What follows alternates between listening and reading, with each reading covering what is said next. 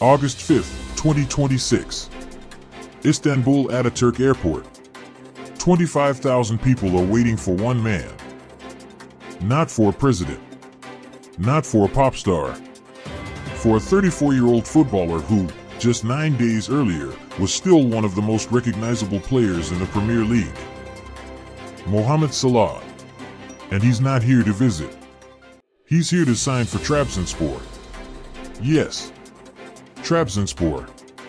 A club that finished third in Turkey last season. A club that wasn't offering him the biggest contract. And according to the reports surrounding the move, Salah had bigger offers from 2 different continents. He turned them down. So why?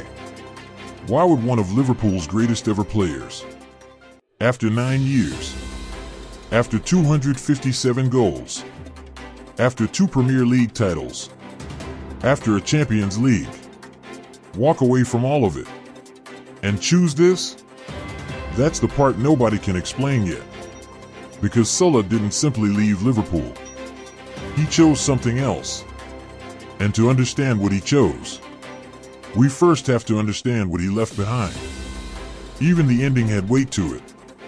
Salah had signed a contract extension in April 2025 that could have kept him at Anfield until 2027.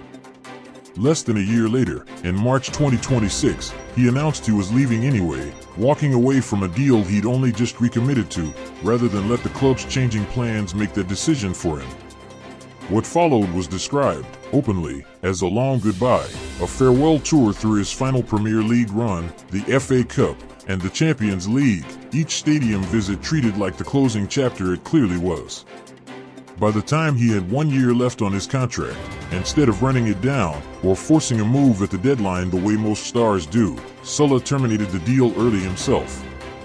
Then he waited to see what football actually thought he was worth. The offers that came and tell their own story. Saudi Arabia had circled for years, the interest never fully went away. Major League Soccer made its pitch too, the same league that had already lured Messi across the Atlantic. Salah said no to both, sticking to what he'd said all along. He wanted to keep competing in Europe.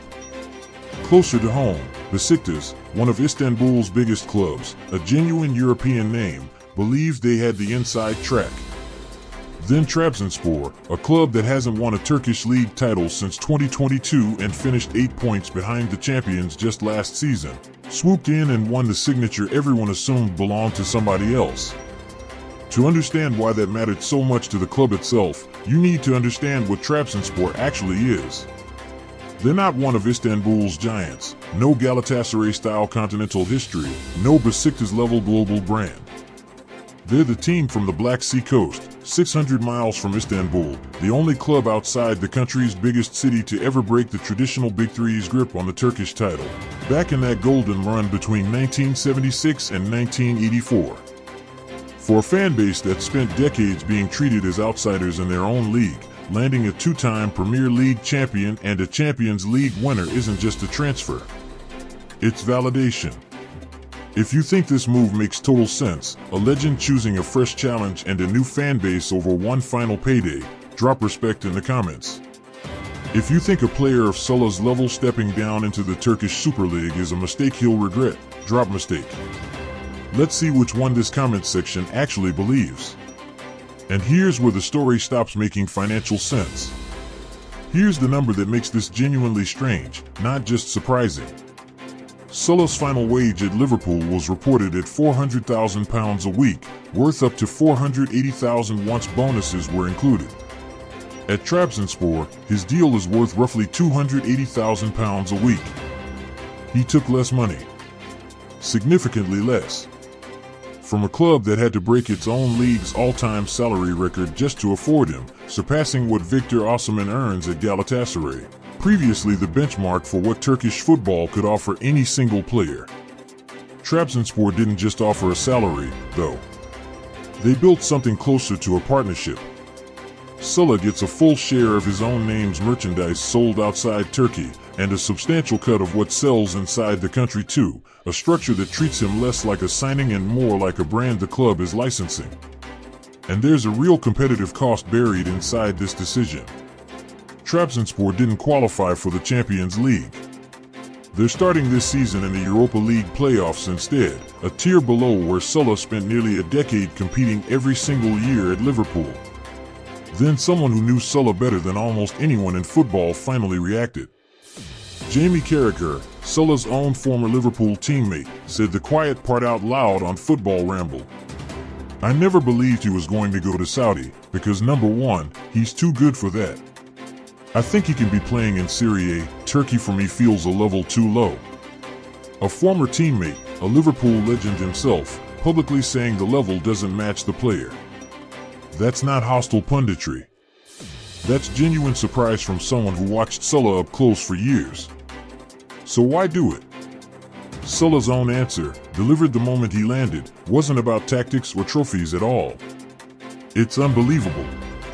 The fans are here now, the reception is incredible, so I'm very happy to be here," he said. "I can't express it in words, but the fans here are showing so much love. 25,000 people are here. I don't know if you've ever seen this at an airport, but it's unbelievable. 25,000 people, for a club that finished third last season. That's not a number Liverpool's marketing department could have manufactured. That's raw, unprompted devotion from a fan base that had been chasing this signing on nothing but hope. Maybe that's the actual trade Salah made this summer, not clubs, not leagues, but what winning even means to him at this stage of his career. 9 years of trophies and records at the highest level of the sport, weighed against the chance to be the single biggest thing that's ever happened to a club that's genuinely starved for exactly that. Both things can be true. This is, on paper, a step down in competition.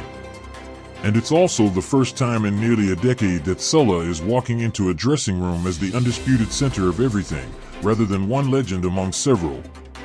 There's a timing detail that makes this land even harder. Just weeks before signing with Trabzonspor, Salah was leading Egypt through the biggest World Cup run of his international career. He'd arrived at the tournament already the record holder, the all-time top scorer in African World Cup qualifying history, 20 goals in 37 appearances, ahead of legends like Didier Drogba and Samuel Eto'o. Egypt beat Australia on penalties to reach the round of 16, a genuine milestone for a nation that had reached the World Cup itself only 4 times in its history. Then Egypt ran into Argentina and lost, controversially, in a match still argued about months later, decided by VAR calls that Egypt's own federation formally protested. Salah's tournament, and quite possibly his last realistic shot at the deepest World Cup run of his career, ended not on merit alone, but tangled up in one of the most disputed refereeing decisions of the entire competition. There's still one line on Salah's resume: Liverpool's trophies never filled in. Despite reaching 2 Africa Cup of Nations finals, he's never actually won it.